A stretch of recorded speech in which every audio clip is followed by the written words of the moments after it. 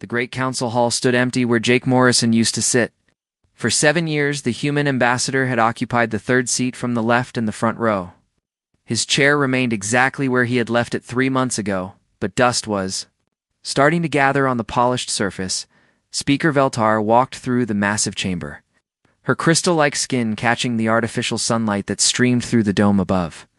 The Zentari leader had called this place home for over 2 decades, but lately it felt different, colder somehow, less complete. She stopped at Jake's empty chair and ran her long fingers across the back. The human had been a good ambassador, patient when others were angry, calm when debates got heated. He always listened before speaking, which was rare among the younger species in the galaxy. That made his sudden departure even more puzzling. 3 months ago, it had simply stopped. Coming to the council meetings, no explanation. No formal withdrawal notice. No angry speech about unfair treatment. He had just vanished, along with every other human in the galactic government. At first, Veltar thought it was some kind of protest. Humans were known for their dramatic gestures when they felt ignored or mistreated. She expected Jake to return. Within a week, probably with demands for better trade agreements or more representation on the military planning committee, but the week passed. Then another, and a whole month. The human trade stations went silent. Their merchant ships stopped. Arriving at major ports, the research facilities that humans had built throughout council space powered down and emptied overnight. It was as if humanity had simply decided the galaxy was not worth their time anymore. General Vex of the Corvan military entered the chamber, his heavy boots echoing in the empty space. The large reptilian warrior moved with the confidence of someone who had never lost a battle, but even he seemed smaller in the vast hall. "Any word from the human colonies?" Veltar asked, without turning around. "Nothing," Dex replied, his voice a low rumble. "Our communication officers have tried every frequency. The human worlds are not responding to any messages. Perhaps their equipment is broken. All of it, at the same time? On every world?" Dex shook his massive head. This was planned. Speaker, it coordinated their withdrawal across the entire species. Veltar finally turned to face the general. "But why? What did we do wrong?" Dex was quiet for a moment, thinking, maybe we should ask what we did not do right.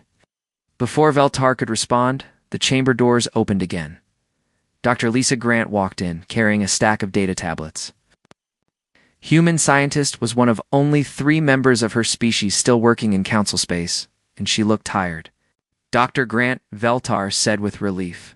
"Perhaps you can help us understand what happened." Lisa set down her tablets and looked at the 2 alien leaders. She had been dreading this conversation for weeks. "I can tell you what I know, but I doubt it will make you feel better." "We need answers," General Vex said. "Your people have abandoned their obligations to the council. They left without warning during a time of growing threats in the outer systems. They left because no one was listening to their warnings about those threats," Lisa replied quietly. Veltar stepped closer. "What do you mean?" Lisa picked up one of her tablets and activated it. A holographic display appeared, showing council meeting records from the past 2 years. Jake Morrison presented 17 different reports about unusual activity in the deep space sectors. 17 times he asked for investigation teams to be sent out. "I remember those meetings," Veltar said. "The reports were inconclusive. We saw no evidence of immediate danger." "That was the problem," Lisa continued. "You only looked for immediate danger. Jake was worried about long-term threats. Ancient signals, old technology powering up in dead systems. Strange patterns in the background radiation." General Vex crossed his arms.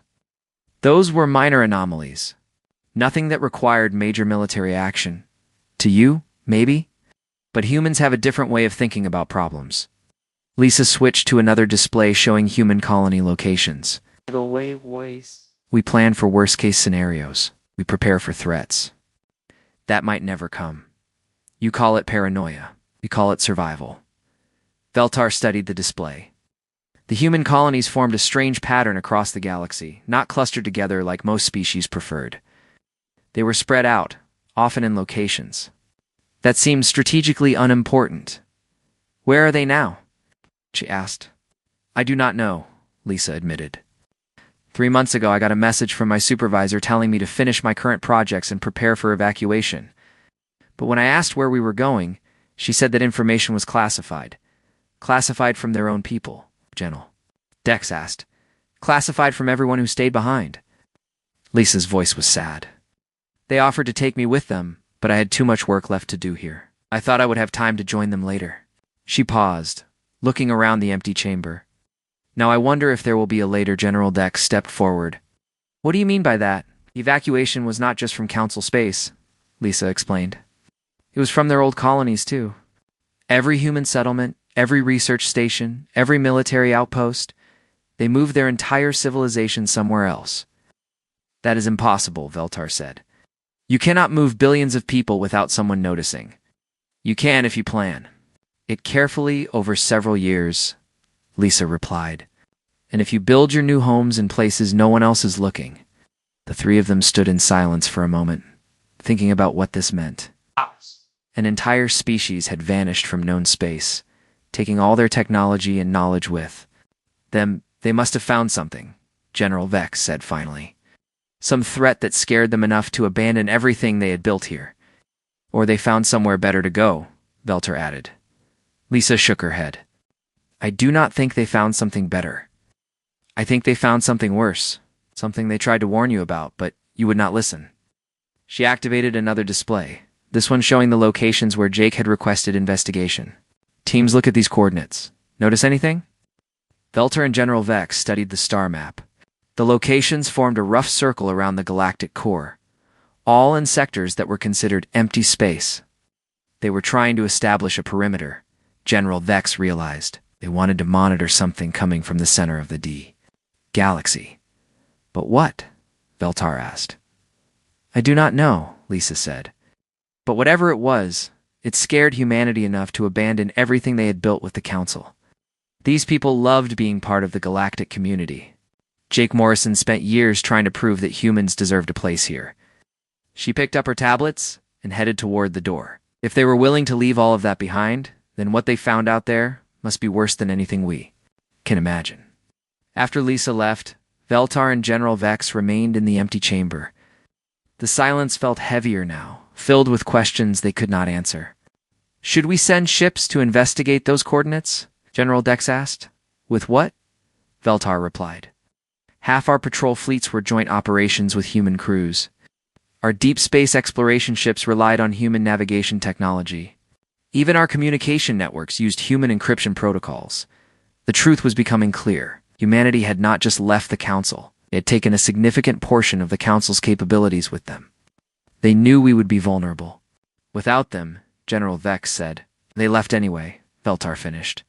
The question is whether they abandoned us, or whether they are trying to protect us from something we are not ready to face. Outside the chamber, the rest of the Council continued its daily business, unaware that the balance of power in the galaxy had already begun to shift. The weeks to come, they would learn just how much they had depended on the humans they had taken for granted, but by then, it might be too late to ask for help. 6 months had passed since humanity disappeared from the galaxy. And the problems were getting worse every day. Commander Zara of the Corvan Medical Corps stood in the supply warehouse, staring at the nearly empty shelves, where hundreds of medical containers should have been stored. Only a few dozen remained. The blue labels on each container showed the same manufacturer, Morrison Medical Industries, a human company. How long will these last? Asked Dr. Vex, the chief medical officer for the Corvan fleet. Zara checked her datapad. 3 weeks? Maybe 4 if we ration them carefully. Our own factories? Still trying to figure out how to make them? Zara's voice was frustrated. Humans never shared their manufacturing process. They said it was trade secret information. Dr. Vex picked up one of the containers and examined it. The medicine inside was a miracle drug that could heal injuries. In hours instead of days. Corvan soldiers had been using it for 5 years, and it had saved thousands of lives. Can we make something similar? He asked. Our best scientists have been working on it for months, Zara replied. They can copy maybe 30% of the effects. The rest is beyond our understanding. Dr. Vex set the container down carefully. What about other suppliers? We tried. The Zentari have some basic healing compounds, but they take weeks to work. The Talinari have advanced technology, but their medicines do not work on Corvan biology. The 2 medical officers stood in silence. looking at the empty shelves. For years they had taken human medical supplies for granted. The humans had been reliable suppliers, always delivering on time and at fair prices. Now they were gone, and the Corvin military was facing a crisis. Send a message to General Dex, Dr. Vex said finally. Tell him we need to reduce combat operations until we find a solution. Across the galaxy, similar problems were growing worse. Each day, Captain Rala of the Zephyrian Merchant Guild was reading the latest shipping reports when her communications officer rushed into the bridge. Captain, we just lost another convoy, the officer reported. Pirates hit the Nexus 7 route. 3 ships destroyed, 2 captured. Rala felt her heart sink. Which route was that? It's the one through the Outer Rim? The same path we have been using for 2 years? That route was supposed to be safe. The humans had patrol ships there. Communications officer nodded sadly. Not anymore. The pirates know the human ships are gone. They're attacking everywhere the humans used to protect. Called up a star map showing the major trade routes. Red markers indicated recent pirate attacks. There were dozens of them, all in areas that had been safe when human patrol fleets were active. How many ships have we lost this month? She asked. 47, the officer replied. That is more than we lost in the previous 2 years combined. Ella? Closed her eyes and tried to think. The Zephyrian Merchant Guild had built their business model around the safety that human military patrols provided. Without that protection, their ships were easy targets for pirates and raiders. What about hiring our own security? She asked. We tried. The Corvan military is dealing with their own problems. The Zentari Navy is busy protecting their own trade routes. Everyone else wants prices we cannot afford. The truth was painful but clear. The humans had been providing security services at prices far below what anyone else charged. They had claimed it was part of their commitment to galactic peace and prosperity. Most merchants had assumed it was because humans were desperate to prove themselves worthy of council membership. Now they realized the humans had been subsidizing galactic trade out of their own resources. Send a message to the guild leaders, Rala said. Tell them we need to find new routes or hire better security. We cannot continue losing ships like this. But she knew that either choice would make their goods more expensive and their profits smaller. The comfortable trade relationships they had enjoyed for years were gone forever. Meanwhile, on the research station Bright Star, Dr. Kess of the Talinary Science Council was facing his own crisis. The quantum field generators are not working, his assistant reported. We have tried everything, but we cannot reproduce the human design. Dr. Kess looked at the broken machinery with frustration. For 3 years, his team had been working on a project to create artificial gravity wells. They had been making excellent progress thanks to collaboration with human scientists. What about the backup systems? He asked. Those were based on human technology too. We thought we understood how they worked, but apparently we were wrong. Dr. Kess pulled up the project files on his computer. Page after page of technical specifications, all marked with human research contributions. He had thought was joint development had actually been his team following human guidance. How much of this project is our own work? He asked. His assistant checked the files carefully. Maybe 20%. The rest came from human research databases or direct consultation with human scientists. The realization hit Dr. Kess like a physical blow. His team had not been developing new technology. It had been copying human innovations and pretending they were equal partners in the research. What about our other projects? I am checking them now. The assistant worked quickly through the files. The faster-than-light communication system uses human quantum mechanics. The new energy storage units are based on human battery technology. The improved ship engines rely on human metallurgy. Double quotes. Dr. Kess sat down heavily in his chair. In the Talinary. We're supposed to be the most advanced research civilization in the galaxy. They prided themselves on their scientific achievements and technological innovations, but without human knowledge and cooperation, half their projects were grinding to a halt. Can we contact the human scientists directly? He asked. We tried. All the communication channels are dead. It is like the humans have cut themselves off from the entire galaxy. Dr. Kess stared at his computer screen, watching years of research fall apart. The humans had been generous with their knowledge, sharing discoveries and techniques freely. His people had assumed this was because humans were young and eager to learn from more advanced species. Now he wondered if the humans had been teaching them, not learning from them. In the council security office, Martin Ross was reading reports. That made him more worried each day. The human security officer had been born on a council world and held dual citizenship, which was why he had stayed behind when the others left. The Zentari communication networks had been breached again, his deputy reported. Third time this month. Martin looked at the security logs. Someone was intercepting sensitive council communications and selling the information to pirates and hostile governments.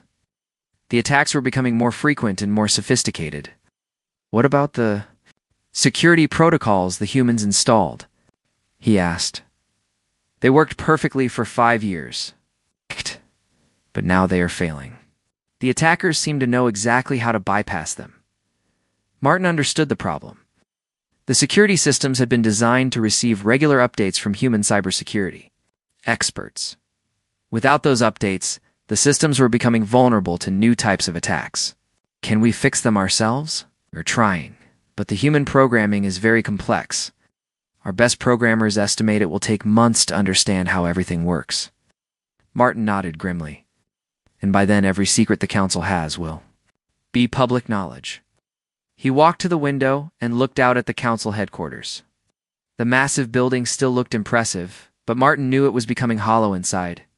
Without human expertise, the council was losing its ability to function effectively. His personal communicator buzzed. A message from Admiral Kate Sullivan, one of the few humans he still had contact with. Tell them we warned about the storm. The message said, now they will face it alone. Martin tried to send a reply, but the communication channel was already dead. Kate had cut the connection from her end, just like all the other humans had done. He looked at the message again and felt a chill. What storm? What had the humans seen that the council had missed? Outside his window, the galaxy continued its daily business, unaware that the foundations of their civilization were cracking. The humans had left quietly, but their absence was creating problems that grew worse every day, and somewhere in the darkness between the stars, something was stirring that would make all these problems seem small. 1 year after humanity vanished, the galaxy faced something it had never seen before. The first sign came from the deep space monitoring station at the edge of council territory.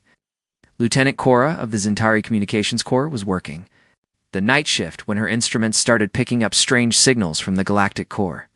Supervisor Hal, you need to see this. She called to her commanding officer. Supervisor Hal walked over to her station and looked at the displays. The screen showed energy readings unlike anything in their database. Massive power sources were activating in areas of space that were supposed to be empty. Are you sure these readings are correct? Hal asked. I have checked them 3 times. Something big is waking up out there. Hal studied the data more carefully. The energy signatures were coming from dozens of different locations, all in a rough circle around the galactic center. Each source was producing more power than an entire star system. Send this information to council headquarters immediately, he ordered, and contact the nearest patrol fleet. We need ships to investigate. But before Lieutenant Cora could send the message, her instruments detected something else. The energy sources were moving. 3 days later, the patrol fleet Brightwing arrived at the first coordinates. Captain Rex of the Corvan Navy commanded the lead ship, a heavy cruiser with the most advanced sensors the council could build. What do you see? He asked his science officer. Nothing, sir. Empty space, just like the star charts show. Captain Rex frowned. But the monitoring station detected massive energy readings from this location. I know, sir. But our sensors show nothing unusual. Captain Rex was about to order a wider search pattern when his tactical officer spoke up. Sir, I am detecting movement. Something large is approaching from the galactic core. Show me. The main screen displayed a 3-dimensional map of local space. A red dot was moving toward them at incredible speed. As they watched, the dot grew larger and larger until they could see it was not a ship, but an entire fleet. How many vessels? Captain Rex asked. Unable to determine, sir. Oh. Our computers cannot count them all. The approaching fleet filled the display screen. Hundreds of ships, each one larger than any vessel the council had ever built. They moved in perfect formation, like parts of a single organism. Open communication channels, Captain Rex ordered. Standard first contact protocols. Its communications officer tried every frequency and transmission method they knew. Nothing worked. The alien fleet did not respond to any attempts at communication. Sir, they are targeting us, the tactical officer reported. Raise shields. Prepare defensive positions. But the Council ships never had a chance to fight. The alien fleet opened fire with weapons that cut through their shields like they were made of paper. Captain Rex watched in horror as his escort ships were destroyed in seconds. All ships, retreat immediately, he ordered. Only 3 ships from the patrol fleet escaped. Captain Rex made it back to Council space with terrible news. The galaxy was under attack by an enemy unlike anything they had ever faced. The creature attacking them called itself the Harvester.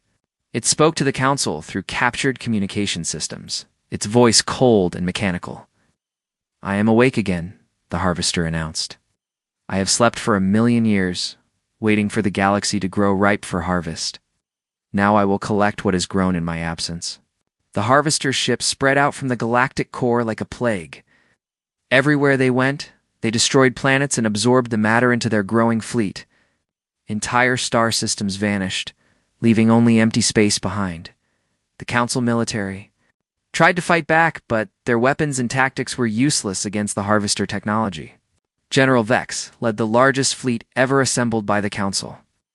More than 2,000 ships from every member species. The battle took place in the Kepler system, where the Council made their stand. General Dex had chosen the location carefully, using asteroid fields and gas clouds to provide cover for his ships. All units attack pattern Delta, he commanded. Focus fire on the largest enemy vessels. The Council fleet attacked with everything they had. Energy weapons, missile barrages, and kinetic projectiles filled space around the Harvester ships. For a moment, it looked like their combined firepower might actually damage the enemy. Then the Harvester ships began to adapt. Sir, their shields are changing, reported the tactical officer. Our weapons are becoming less effective. General. Dex watched in disbelief as the enemy shields modified themselves to counter each type of weapon the Council used. Energy beams were absorbed and redirected. Missiles were intercepted by defensive systems that seemed to predict their flight paths. Kinetic weapons simply bounced off armor that became harder with each impact. How is this possible? He asked. The enemy ships are analyzing our attacks and adapting their defenses in real time, his science officer explained. It is like they were designed specifically to counter our military technology. The battle turned into a massacre. The Harvester. Ships destroyed Council vessels with ease, while taking almost no damage themselves. General Vex watched helplessly as centuries of military tradition proved worthless against an enemy that could learn and adapt faster than his forces could fight. All units retreat, he ordered. Fall back to the defensive line. But there was no defensive line that could stop the Harvester. The ancient enemy had studied galactic military tactics and built its weapons to counter them perfectly. Word of the defeat spread panic throughout Council space. Emergency sessions were called, but the representatives had no idea how to fight an enemy that seemed unstoppable. We need help, Speaker Veltar announced. We cannot win this war alone. From who? Asked the Talinary representative. There is no other military force in the galaxy. What about the humans? Suggested Dr. Lisa Grant, who had become an unofficial advisor to the Council. The chamber fell silent. Many of the representatives looked uncomfortable at the suggestion. The humans abandoned us, said the Zephyrian ambassador. They cannot be trusted. They left because we ignored their warnings, Lisa replied. Maybe they knew this was coming. General Vex, badly wounded from the recent battle, spoke from his medical bed. It does not matter why they left. We need their help now. But we do not even know where they went, Speaker Veltar pointed out. Dr. Ryan Palmer was working in the mining tunnels of Asteroid Station 7 when he received the desperate message from his old colleagues in the Council military. The human engineer had served as a strategic advisor before humanity's departure. He was one of the few humans who had stayed behind to finish important infrastructure projects. Please, the message said. We need access to human tactical databases. The enemy is destroying everything. Millions are dying. Ryan looked at the message for a long time before deleting it. He had tried to warn the Council about threats from the galactic core. His reports had been filed away and forgotten, just like Jake Morrison's diplomatic warnings. Too little too late, he said to himself, but even as he said it, Ryan felt conflicted. These were people he had worked with for years. Friends and colleagues who were facing extinction. He activated his personal communicator and sent a coded message to a frequency he hoped was still active. Phoenix Command, this is Palmer. Quest status update on defensive preparations. The reply came within minutes. Palmer, this is Admiral Kate Sullivan. Glad to hear you are alive. Defensive positions are ready. We have been tracking the Harvester's progress. The Council is requesting assistance, Ryan reported. Are they willing to accept our terms? Admiral Sullivan asked. Ryan thought about the proud Council representatives who had dismissed human concerns for years. I do not think they understand what your terms would be. Then they are not desperate enough yet, the Admiral replied. When they are ready to listen, instead of command, we will be here. The communication ended, leaving Ryan alone with his thoughts. Somewhere out there, humanity was prepared for this crisis. They had seen it coming and made their plans accordingly. But the galaxy that had rejected their warnings would have to face the consequences of that choice. The Harvester fleet continued its advance, consuming everything in its path. Soon it would reach the core worlds of the Council. And then there would be nowhere left to run. The storm that humanity had warned about was finally here, and the galaxy was facing it alone. 18 months after humanity's disappearance, Captain Nix of the Zephyrian scout ship Wanderer was running for his life. The Harvester fleet had destroyed his home system 3 days ago. Nix had watched from a distance as the ancient machines consumed entire planets, turning matter into more ships for their endless fleet. Now he was fleeing through unexplored space, hoping to find somewhere safe to hide. Captain, I am detecting something strange, his navigator reported. There appears to be a massive energy barrier ahead. Nix looked at his instruments. The readings showed an enormous invisible wall blocking their path. It stretched for billions of kilometers in every direction, completely surrounding a cluster of star systems. What kind of technology could create something this large? He asked. Unknown, sir. Our databases have no record of anything like this. As they approached the barrier, Nix's ship was suddenly surrounded by bright lights. A sleek vessel appeared next to them, its design unlike anything the Zephyrian had ever seen. The ship was clearly advanced, but there was something familiar about its construction. Unknown vessel, identify yourself, came a voice over the communication system. Nix felt his heart skip a beat. He recognized that accent. This is Captain Nix of the Zephyrian Republic. Please, we need help. The Harvester destroyed our system. There was a pause before the voice replied. Captain Nix, this is Captain Alex Morgan of the Earthship Phoenix. We will escort you to safety. Earthship. Nix could barely believe it. You are human. It is correct. Follow our lead and do not deviate from our flight path. The Phoenix guided the Wanderer through the energy barrier. As they passed through, Nix saw something that made him question everything he thought he knew about humanity. Thriving colonies covered dozens of worlds. Massive space stations floated between the planets, their designs far more advanced than anything the Council had ever built. Ships moved between the systems, using technology that seemed to bend space itself. How long have you been here? Asked in amazement. We have been preparing these systems for 3 years, Captain Morgan replied. Ever since we detected the first signs of Harvester activity? 3 years? But you only left Council space 18 months ago. We left Council space 18 months ago, Captain Morgan corrected. We began our preparations long before that. The Phoenix brought the Wanderer to a large space station orbiting a blue-green world. As they docked, Nix saw other refugee ships. From various Council species, hundreds of survivors who had escaped the Harvester's advance, Commander Beth Williams met them at the docking bay. The human officer looked tired but determined, like someone who had been working without rest for months. Welcome to New Horizon Station, she said. You are safe here. How? Nix asked. How did you know to prepare for this? Beth led them to a briefing room, where other refugee leaders were gathered. On the walls were star charts showing the Harvesters, advance and the location of human colonies. We have been studying the Harvester for 20 years, Beth explained. Our archaeologists found references to it in ruins across the galaxy. Ancient warnings left by civilizations that faced this threat. Before a Corvin officer named Colonel Vex raised his hand. But why did you never share this information with the Council? We tried, Beth replied. Ambassador Jake Morrison presented 17 different reports about the threat. Each time the Council dismissed our concerns as human paranoia. She activated a holographic display showing council meeting records. Here's the vote on funding a deep space investigation mission. Rejected 47-3. Here's the proposal for joint defensive preparations. Rejected 51-2. Here is the request for evacuation planning. Rejected, unanimous. The room fell silent as the refugee leaders realized the truth. Humanity had tried to warn them. The council had refused to listen.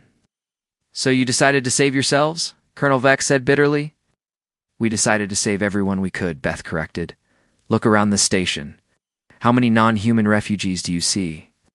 Nix looked through the observation windows. Thousands of beings from dozens of species were living and working on the station. Humans and aliens worked side by side, building defenses and caring for survivors. We could have hidden in deep space and waited for the storm to pass, Beth continued. Instead, we have been rescuing every ship we can find. Dr. Lisa Grant, who had arrived on a refugee ship 2 weeks earlier, stepped forward. The humans offered to share their defensive technology with the council before they left. I found the records in the diplomatic archives. What records? Asked Colonel Vex. Lisa activated her datapad. 3 months before the withdrawal, Ambassador Morrison sent a formal proposal to share harvester countermeasures with all council species. The vote was to reject the proposal as unnecessary and expensive. Corvin Colonel stared at the display. But we never saw this proposal, because your representatives voted against it in closed session. They said human technology was inferior and not worth the cost. Oth walked to the star chart on the wall. Every human colony you see here is protected by shields designed specifically to hide from harvester sensors. Every ship in our fleet carries weapons that can actually damage harvester technology. How is that possible? Nix asked. Because we studied our enemy for decades instead of ignoring it, Beth replied. We analyzed every piece of harvester technology we could find. We learned how their ships think and adapt. We developed countermeasures for their weapons and defenses. She pointed to another display showing human ship designs. These vessels looked different from council ships because they were built to fight the harvester. Every system, every weapon, every piece of armor was designed with this specific enemy in mind. Colonel Vex looked at the refugee ships in the docking bay. But you are helping us anyway. Even after we rejected your warnings, because that is what civilized people do, Beth said simply. We do not abandon others just because they made mistakes. Admiral. Kate Sullivan entered the briefing room, her uniform bearing the insignia of the Earth's Defense Fleet. The other refugees straightened respectfully. Recognizing her authority, I have news from the front lines, she announced. The Harvester Fleet has reached the Council Core worlds. Zentari Prime is under attack. What about the Council military? Colonel Vex asked. General Vex is leading a desperate defense, but his forces are outnumbered 1,000-1. Without new weapons and tactics, they will not last another week. Admiral. Sullivan looked around the room at the refugee leaders. The Council has sent a formal request for assistance. They're offering to negotiate terms for human aid. What kind of terms? Nix asked. Full disclosure of all military secrets, unrestricted access to Council technology databases, and formal recognition of human leadership in the war effort. The room buzzed with discussion. These were terms that would have been unthinkable before the crisis. The proud Council species were being asked to humble themselves completely. Will you accept? Colonel Vex asked. Admiral Sullivan was quiet for a moment. That depends on whether the Council is truly ready to change. We will not waste human lives protecting people who refuse to learn from their mistakes.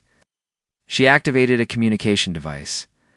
I am about to contact the Council directly. You are welcome to listen to their response. The communication system connected to Council headquarters. Speaker Veltar appeared on the screen looking exhausted and desperate. Admiral Sullivan, the Zentari leader said. Thank you for responding to our request. Speaker Veltar, Admiral Sullivan replied formally. I understand you need assistance with the Harvester threat. Yes, our military forces are being destroyed. Cannot stop the enemy advance. Yet the same enemy advance that Ambassador Morrison warned you about for 2 years? Speaker Veltar looked uncomfortable. We may have underestimated the threat. You ignored every warning we gave you. You rejected our offers to share defensive technology. You dismissed our concerns as human paranoia. Admiral Sullivan's voice was calm, but firm. Why should we risk human lives to save people who refused? To save themselves? The council chamber fell silent.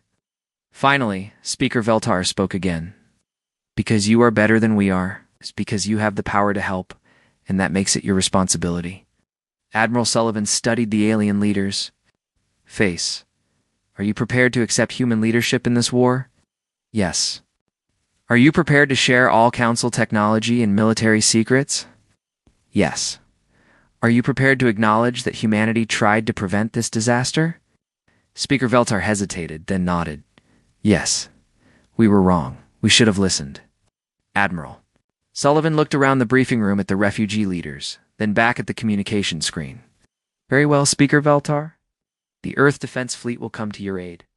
But this time, we do things our way. Outside the station, the human fleet was already preparing for war. Ships that had been hidden for months were powering up their engines.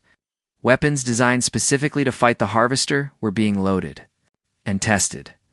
The galaxy's salvation was coming, but it would come on humanity's terms.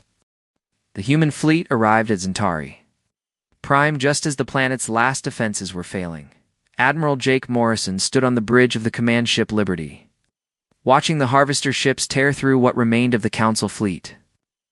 Former ambassador had traded his diplomatic uniform for military command gear, but his patient demeanor remained unchanged.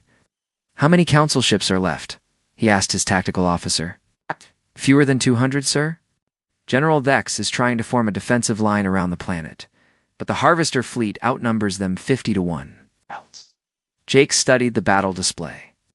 The Harvester ships moved with perfect coordination, their adaptive shields making them nearly invulnerable to Council weapons. It was exactly what human strategists had predicted would happen.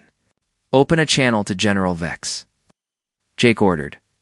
The reptilian general appeared on the communication screen, his command bridge sparking from recent damage. Admiral Morrison. How is this possible? Hello, Vex. We received your request for assistance. But the human fleet was destroyed months ago. Everyone said you abandoned the galaxy. Jake smiled grimly. We let everyone believe that. It made our preparations easier. Preparations for what? For this? Jake gestured to the tactical display. We have been getting ready to fight the Harvester for 3 years. General Vex looked confused. 3 years? But you only detected them 18 months ago. We detected their awakening 18 months ago. We discovered evidence of their existence 20 years ago. Jake's expression grew serious. Archaeological sites throughout the galaxy contained warnings about the Harvester.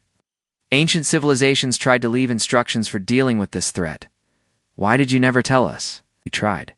Ambassador Morrison, my predecessor, presented the evidence to the Council 17 times. Each presentation was dismissed as human fear-mongering. General Vex was quiet for a moment. The Ambassador Morrison, who presented those reports. That was you, was it not? It was? I spent 7 years trying to convince the Council to prepare for this threat. When diplomatic methods failed, I took command of military preparations instead. The display showed Harvester ships closing in on the remaining Council fleet. General Vex's forces were minutes away from complete destruction. All Council ships follow our lead, Jake commanded. Human fleet, attack pattern Omega, Liberty. Led 300 human ships into battle. But these were not the vessels the Council remembered. The new human fleet moved with fluid grace, their ships working together like parts of a single organism. Captain Steve Parker commanded the heavy Cruiser Defender, one of the new human warships. His bridge crew watched in amazement as their weapons tore through Harvester shields that had been impervious to Council attacks. How are we penetrating their defenses? His weapons officer asked. Because we designed our weapons specifically to counter their technology, Captain Parker replied. Every piece of equipment on this ship was built to fight the Harvester. The human weapons used principles that the Harvester ships could not adapt to fast enough. Instead of energy beams that could be absorbed, they fired quantum disruption, fields that destabilized matter at the atomic level. Instead of kinetic projectiles that could be deflected, they used gravity wells that crushed targets from within. Sir, the Harvester ships are trying to adapt to our weapons, the tactical officer reported.